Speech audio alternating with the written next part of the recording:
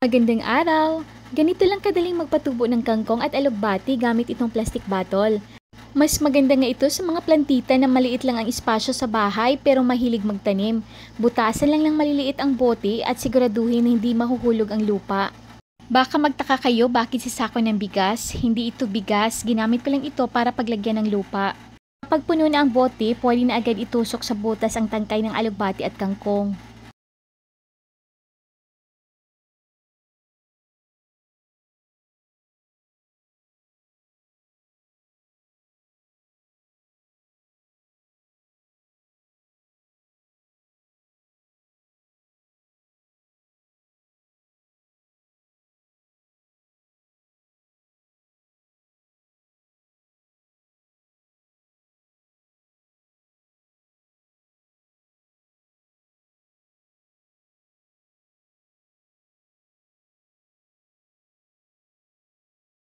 O di ba napakadali lang gawin? Try niyo rin gawin sa bahay.